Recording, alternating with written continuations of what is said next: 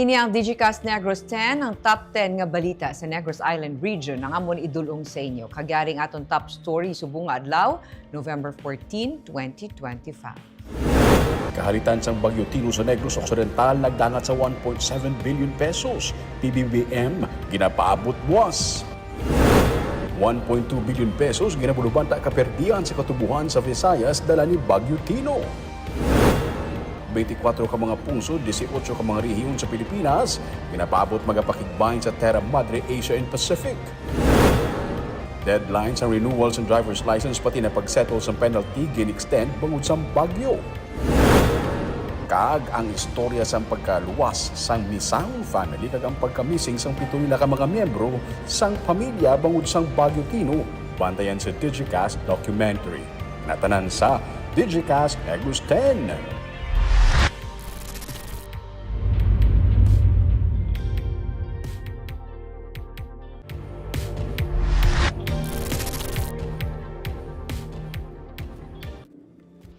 Sa number 10, wala sang LPA pero mga taga-Visayas ginapaandaman sa posible nga pagbaha. Sa weather advisory sa pag-asa subong nga adlaw, ginsiling sang Weather Bureau sang Pilipinas nga wala sang low pressure area sa sulod kag sagwa sang Philippine Area of Responsibility. Pero ang ITCZ o kunang Intertropical Convergence Zone amo nagadala sang ulan sa Visayas kag Mindanao. Ang ITCZ amo ang pagtabo sang northern kag southern hemisphere nga nagaresulta sa pagtipon-tipon sang panganod kag pag-ulan. Mangin magal-umon ang kalangitan sa Visayas kag Mindanao sa halos bilog nga adlaw. Inidala sang ITCZ gani mahimo magresulta sa pag-ulan kag kun kisa mabulok nga ulan nga mahimo magresulta naman sa pagbaha. Gani ginapaandaman ang tanan nga magpangaman batok sa posibilidad sang pagbaha.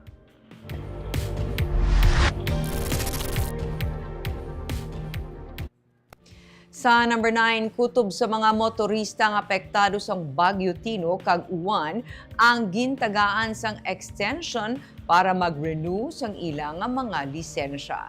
Ginanunsyo sang Land Transportation Office ang nationwide nga pag-waive sang penalties para sa driver's license renewal kag iban nga mga traffic adjudication transactions para hindi mabugat para sa tanan, ginidog ang deadline sa November 28, 2025.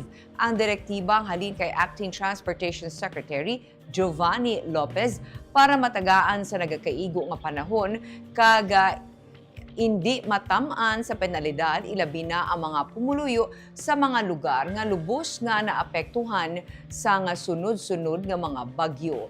Ini para man nga mabuhinan ang palasanon sa mga drivers kag motorista nga hindi maka-renew sang ilang nga mga lisensya bangod man sa nga lapnagon nga suspension sang trabaho sa gobyerno. Lakip na ang LTO. Ang mga driver's licenses nga due for renewal sa October 30, 2025 manginvalid sa gihapon kag wala sang penalidad tubtob sa November 28, 2025.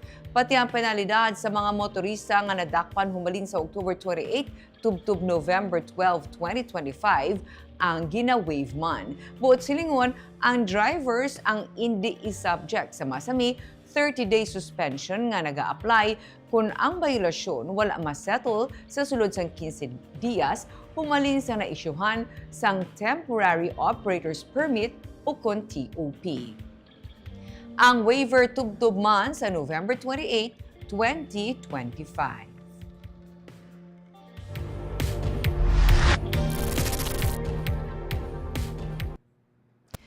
Sa number 8, masobra 800,000 pesos nga balor sang illegal nga droga nakuha sa buy-bust sa Bredco Port. Nakakumpiskar ang katapos ng Bacolod City Drug Enforcement Unit sang 816,000 pesos nga balor sang suspected shabu sa buy-bust nga ginpatigayon sa bahin sang Bacolod Real Estate Development Corporation Port, Purok Lampirong sa Barangay 2, Bacolod City, kaina sang kaagahon. Dako pang 3 ka mga persona nga nagaedad 21, 32 kag 27 anyos. Sila ang taga Silay City, Bacolod kag Pontevedra. Na-recover sa ilang pulo ka paketes ng ginasuspetsuhan shabu nga may kabugaton nga 120 grams. Kaso nga pagsupak sa Republic Act 9165 o kanang Comprehensive Dangerous Drugs Act of 2002 ang ipasaka sang kapulisan batok sa mga gindako.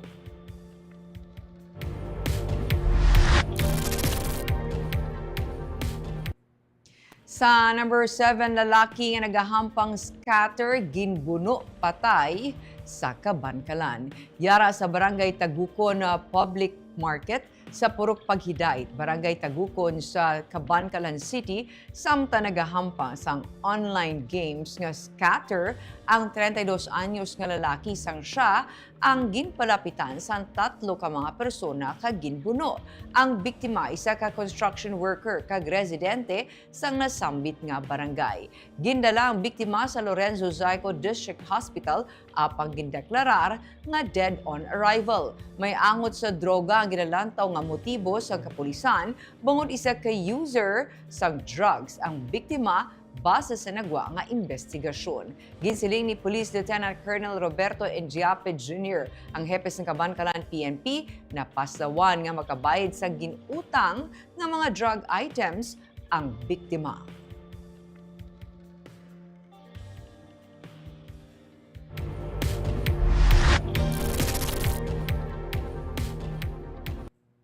Sa number 6, 80% na na-clear ang mga debris tugas ng Bagyo Tino sa Bacolod.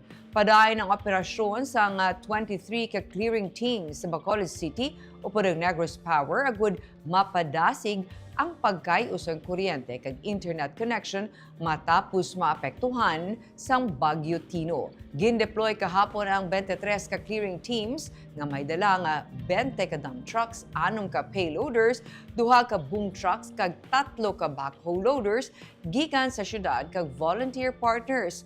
Ini ang nagabulig padasig sang pagkuha sang debris kag paghatag suporta sa Negros Power sa ilang ginapatigayon nga restoration. Pahayag pa ni Attorney Marty Go, as Secretary to the Mayor, yara sa 80% ng pag-clear sa mga debris. Upod ang mga katapos ng Negros Power, PLDT, Smart Ka-Globe, ang operasyon nagatutok sa pagkuha sa mga kahoy, vegetation, kag iban pa nga nagalambay sa mga linya.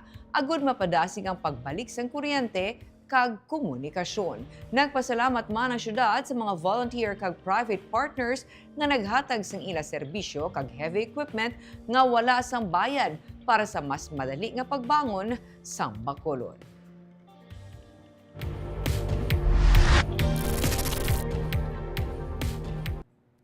Sa number 5, Barangay Tanod ginagabulig sa clearing operation na kuryente patay sa Bacolod City.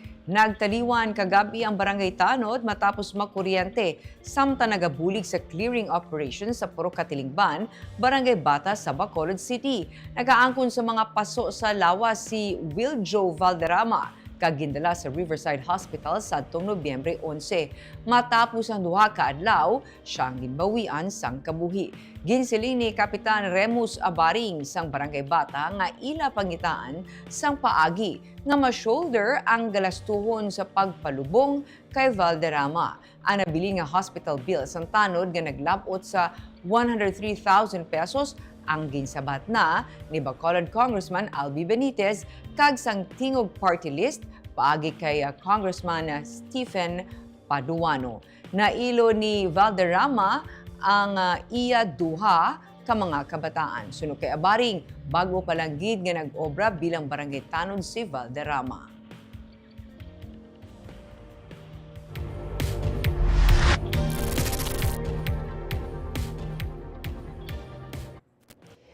Sa number 4, duga nga pondo para sa Museum, Coliseum kag Bacolod General Hospital gin-request kay Senator Zubiri.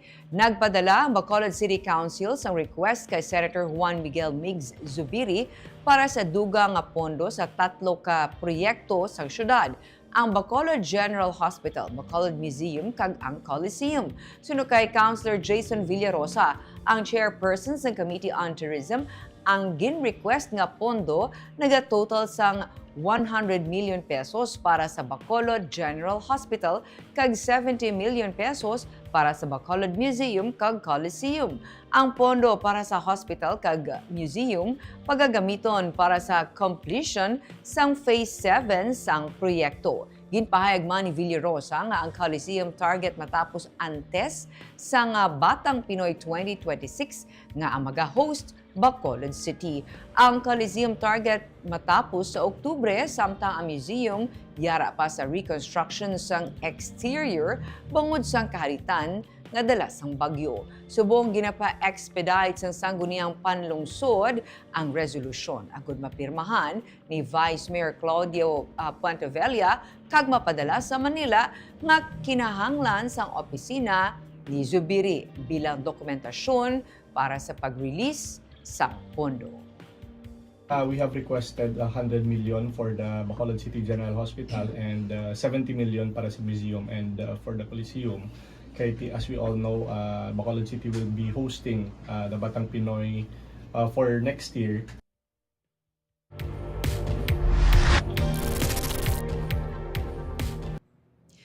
Sa number 3, 24 ka mga pungsod, 18 ka mga rehiyon sa Pilipinas, ginapaabot magapakigbahin sa Terra, Madre, Asia and Pacific.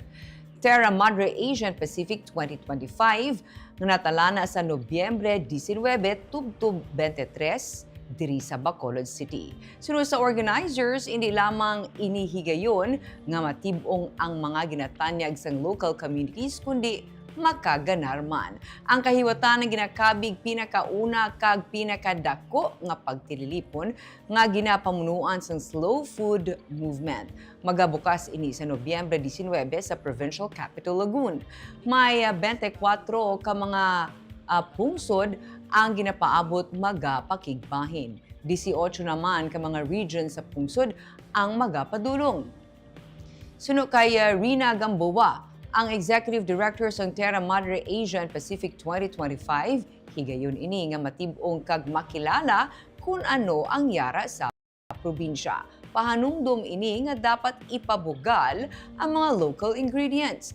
Ang mga nagabisita nga turista nagakadto bangod luyag nila matilawan kung ano ang duna sa aton. Sunod kay Ramona Chinchin Uya Jr., ang Slow Food Counselor para sa Southeast Asia. Dako ang papel sa Bacolod nga ginakabig slow food hub of Asia and the Pacific. Ang Negros naman bilang organic capital of the Philippines. Good, clean, and fair food for all ang ginatibong. Ang kahiwatan na magaserbe nga platform para sa pag-collaborate sa mga manguma kag mangingisda, indigenous communities, mga chef kag food artisan, youth kag academics, kag mga policymakers kag advocates. The way we see it, the money can come in through events like this and through reminding people, because when they come here and realize how rich we are in resources, and our asset really is being an agricultural place, right? We don't have, our beaches are so far away. What will they do in Bacolod? What will they do in the nearby cities of Bacolod? But to eat. But this time, we invite them to eat and celebrate. Eat and celebrate that farmer who grew the iba, the batuan. We actually recognize the efforts of Negros Island. Because not only it is the organic capital of the Philippines, we have a long history of sustainability and very strong, the strongest organic movement, not just actually in the Philippines, but actually in Asia. So that's one of the reasons. And not only it is the organic capital, but Bacolod is actually the slow food hub. Not only mapatilaw different dishes, but they will also experience and see kung ano magtimpla at mag-upra man sila ilain ng mga delicacies. I think, mention ni Marina, hindi lamang kita ang may chance, but give our households also the chance. Of course, exposure man sila, basi kabalo man sila magsunod.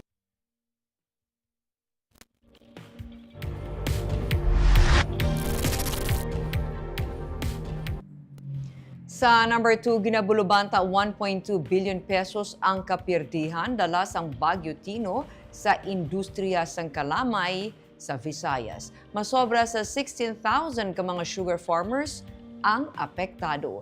Inisunod sa Sugar Regulatory Administration sandig sa ilang partial assessment. Ginsiling sang SRA nga masobra sa 53,000 hectares sakop sang Milk District sa Isla sang Negros, Capiz, Iloilo, Leyte kag Cebu ang apektado. Suno kay SRA Administrator Pablo Luis Azcona, ang assessment ginpatigayon sinilamang matapos man nga naka-recover ang ilang mga research facilities kag mismo mga empleyado gikan man sa kahalitan sang Bagyo Tino. Dugang pa ni Azcona, ang SRA ang nag-mobilize ang ilang personnel sa pagpatigayon sang full assessment sa tanan nga area nga nagalakip sang farmlands nga ginagyan sang Bagyo 1 agud to lubos nila nga makita ang kahalitan sa mga sugarland areas dala sang duha ka mga bagyo. Ginsiling ni Azcona nga may mga katubuhan sila nga nakitaan nga kuntani sarang na ma-harvest pero nagkalahapay bangod sang Tino labi na sa 4th kag 5th district sang Negros Occidental dala sang tubig baha. Nagalaom na lamang sila nga tigayon pa makarecover ining mga katubuhan. Ginapaabot man ang delay sa galing. May 4 ka mga sentral sa La Carlota City kag binalbagan sulod kay Azcona ang napuwersa mag-untat sa ilang operation sa halos 1 ka semana. Kay ini sila ang nahalitan man sang bagyo. Sunod kay Azcona, ang Bagyo Tino ang isa sa pinakakusog nga bagyo kag nagdala sang tuman nga pagbaha sa nagligad nga duha ka dekada. Isa ka dako nga pagpanghangkat sa industriya nga damlag pa nagapangatubang namandaan sang problema dala sang peste o kun RSSI. Karon ang SRA nagsugod na sa pag-procure sang abono para mabuligan ng mga farmers nga labing apektado. Ginapaabot ang distribution sini sa mga milk districts kag sugar associations.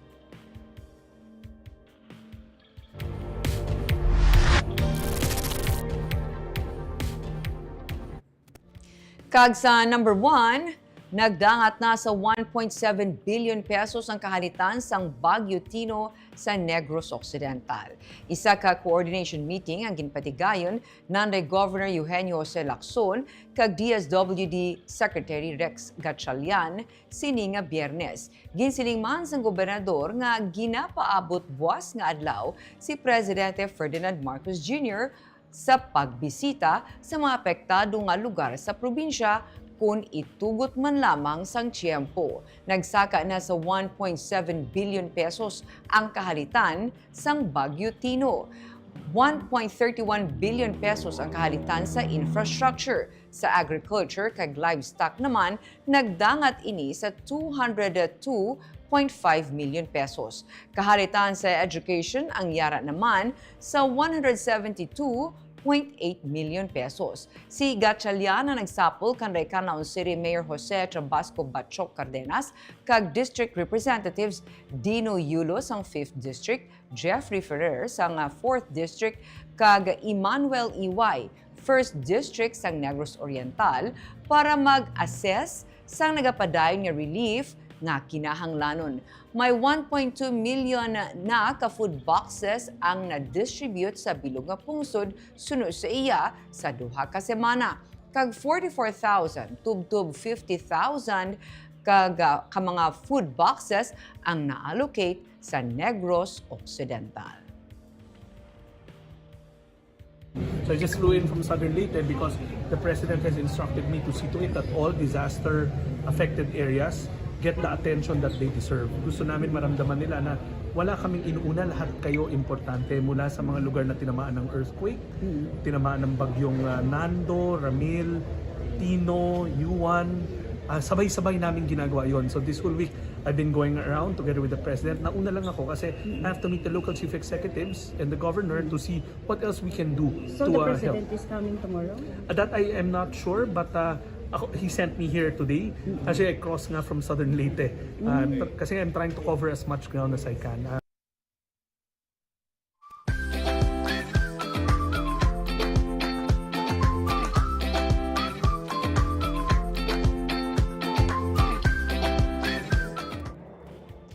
Yari naman ang pabalo namon sa inyo sininga weekend. Matapos ang documentary nga Delubyo parte sa nanginhalit sang Bagyo Tino sa Negros na naglabot sa masobra sa 1 million views kag naglabot sa national level ang distribution. Isa pagid ka documentary ang ipaambit sa Digicast Negros sa buwas Sabado. Ini naman ang Survivor, ang istorya sang pagkaluwas sang Misahon family kag ang pagka-missing sang 7 pa nila ka mga miyembro sang pamilya. Ang ini nga documentary ang makapahibi, makapaakig, makapakulba kag makapayuhong sa aton. Buwas streaming na ini at 8 a.m. sa Digicast Negros YouTube channel kag Facebook page. Sa Sunday naman, nakahibalo kamo bala nga pinaagi sa gatas nga ginaproduce sang aton farmers, ginahimo na ini nga quality cheese. Aton saksihan ang cheese making sa Sunday sa Are You Agreeable?